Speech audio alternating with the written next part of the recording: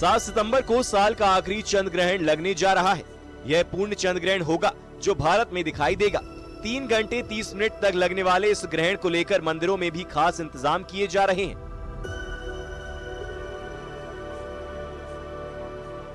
चंद्र ग्रहण 7 सितंबर को लग रहा है, जो 2025 का आखिरी चंद्र ग्रहण होगा, जिसके मद्देनजर राम मंदिर में भी ठीक दोपहर 12 बजे आरती पूजन के बाद भगवान के कपाट राम भक्तों के लिए बंद कर दिए जाएंगे।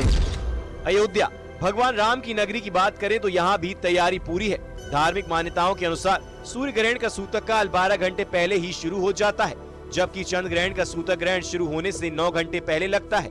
यानी चंद्र ग्रहण और सूर्य ग्रहण के सूतक काल में 3 घंटे का अंतर होता है। शास्त्रों के अनुसार जब भी सूतक काल आरंभ होता है तो उस समय भगवान की मूर्तियों को स्पर्श नहीं किया जाता है। साथ ही सभी मंदिरों के कपाट भी बंद कर दिए जाते हैं। वहीं ग्रहण काल के दौरान खाने पीने के लिए मना किया जाता है। ग्रहण खत्म होने के बाद घर और मंदिर की साफ सफाई की जाती है और दान पुण्य के कार्य किए जाते हैं।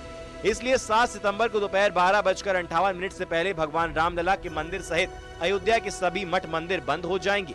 अयोध्या के पद्धति के अनुसार उस दिन रात को 9:45 को ग्रहण लग रहा है। इसका 9 घंटे पहले यानी करीब 2 बजे से मंदिर बंद रहेगा, तो दूसरे दिन खुलेगा।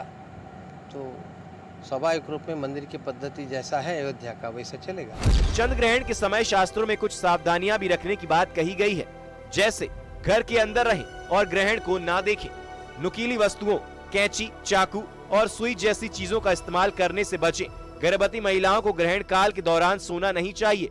ऐसे में संतों की श्रद्धालुओं से अपील है कि ग्रहण काल में घर पर भगवान का भजन कीर्तन करें।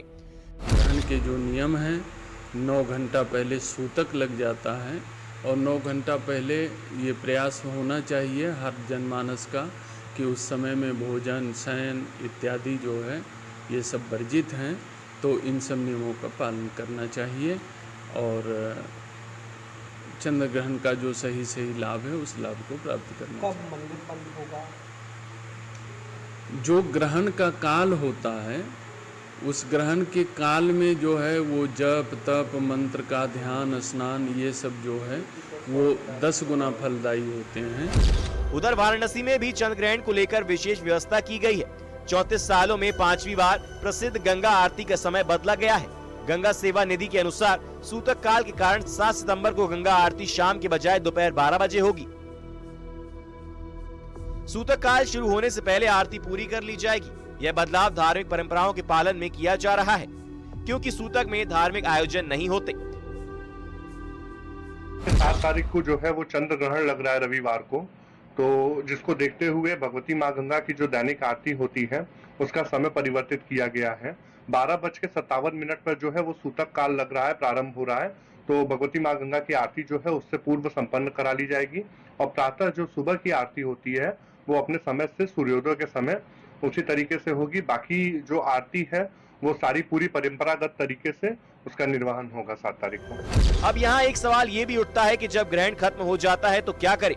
शास्त्रों में इसके लिए भी उपाय बताए गए हैं। मान्यता है कि ग्रहण काल खत्म होने के बाद गंगा जल युक्त पानी से स्नान करें, कपड़े धोएं और घर को साफ करें।